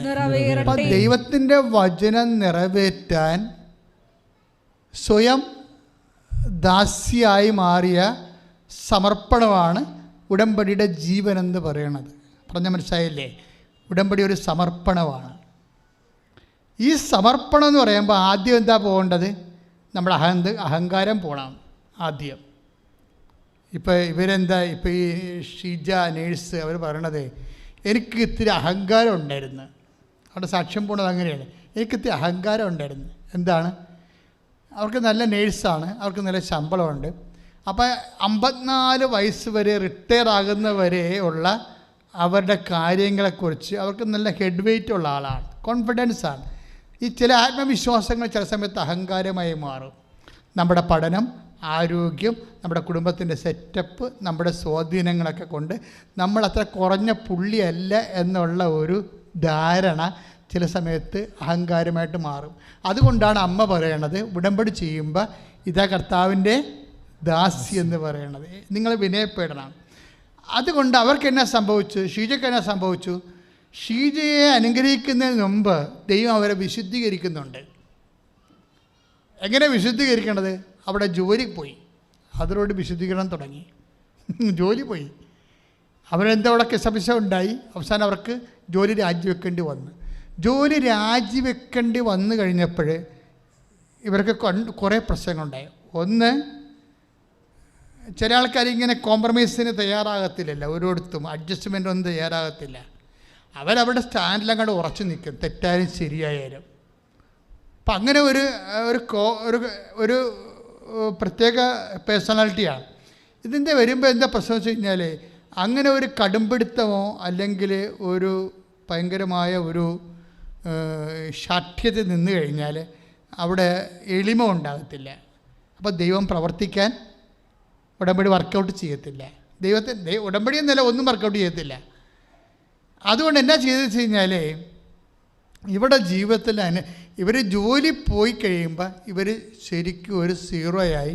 ഇവർക്ക് പിന്നീട് കുറച്ച് വെറുപ്പുണ്ടാകും. കാര്യം ഇവരെ ജോലി കളഞ്ഞതിൽ ഒരു സംഘടിതമായ ഗ്രൂപ്പ് ആശുപത്രി ഉണ്ടായിരുന്നു, അവരോടൊക്കെ ഇവർക്ക് വെറുപ്പാണ്.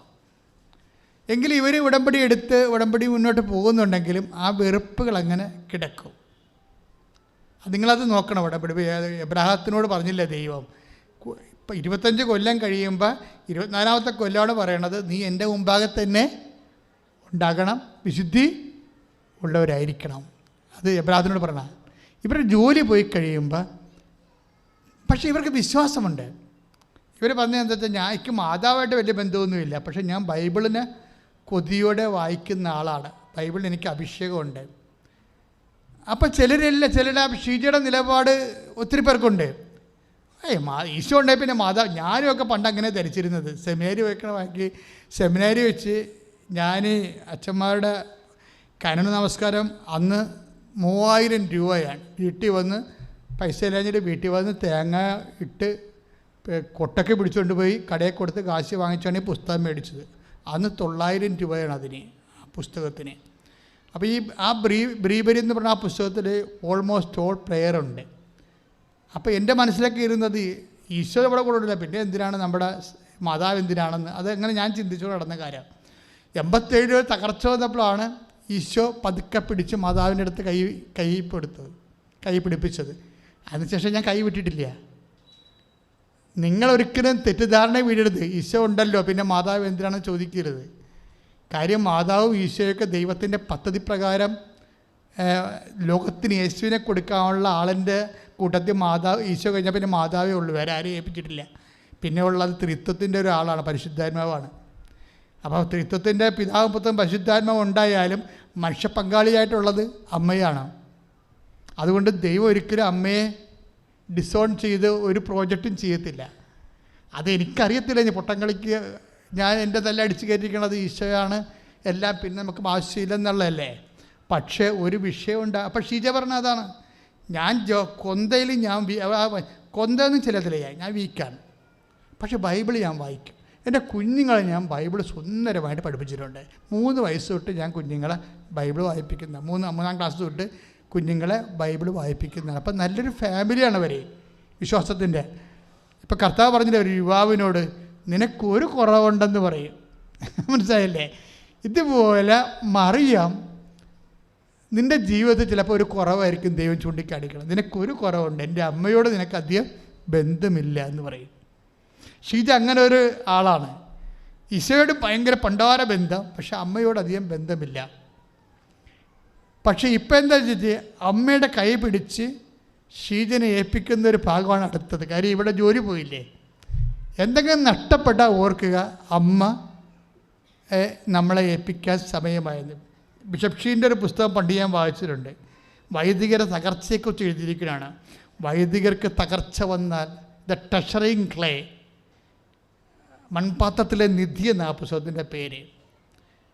ട്രഷറിങ് ക്ലേ. ഇപ്പോൾ ബിഷപ്പ് ഷീനെ വിശുദ്ധനാക്കാൻ വേണ്ടി നടപടിക്രമം നടന്നുകൊണ്ടിരിക്കുന്ന സമയത്ത് ബിഷപ്പ് ഷീനെതിരെ ഒരു ആട്രിബ്യൂഷൻ ഉണ്ടായി. ബിഷപ്പ് ഷീൻ മെത്രാനായിരുന്ന കാലത്ത് അവിടെ എന്താണ് ഈ പോസ്കോ കേസ് ഉണ്ടായിട്ട് ബിഷപ്പ് ഷീൻ അതിനെ റിപ്പോർട്ട് ചെയ്തില്ല എന്നുള്ള ഒറ്റ കുറ്റം കൊണ്ടാണ് ബിഷപ്പ് ഷീൻ്റെ വിശുദ്ധ പദവി തടഞ്ഞു വച്ചിരിക്കുന്നത് സഭ. ഒരു പോസ്കോ കേസ് ബിഷപ്പിൻ്റെ രൂപതയിൽ ഉണ്ടായിട്ട് റിപ്പോർട്ട് ചെയ്തില്ല. ബിഷപ്പിനത് അറിയാമായിരുന്നു ബിഷപ്പ് ഷീനെ. അതുകൊണ്ടാണ് ഇതൊക്കെ ഇപ്പോൾ മനുഷ്യന്മാരുണ്ടാക്കിയ പുതിയ നിയമങ്ങളാണ്. ഇതൊന്നും ഒരു മനുഷ്യൻ്റെ ദൈവദർശനത്തിലുള്ള വിശുദ്ധിയെ ചോദ്യം ചെയ്യപ്പെടത്തില്ല. ഇപ്പം ഇങ്ങനെയൊക്കെ ഉള്ള അന്ധതയിൽ ചെന്ന് വീണാലും കുറച്ച് കഴിയുമ്പോൾ ബിഷപ്പ് ഷീൻ വിശുദ്ധനായിട്ട് പ്രഖ്യാപിക്കപ്പെടും. കാരണം എന്താ വെച്ച് കഴിഞ്ഞാൽ ആ മനുഷ്യനിൽ നിന്നാണ് ഒരു കാലഘട്ടം ദൈവത്തെ കേട്ടത്. സത്യമായിട്ടും ഞാൻ ബിഷപ്പ് ഷീന് ഇങ്ങനെ ഇംഗ്ലീഷ് പ്രസംഗം മേടിച്ച് വെച്ചിട്ട് 83 കാലഘട്ടങ്ങളെല്ലാം ഇരുന്ന് കേട്ടുകൊണ്ടിരിക്കും. അത് കേൾക്കുമ്പോൾ അന്ന് അഭിഷേകം എന്താണെന്നൊന്നും അറിയത്തില്ലായിരുന്നു.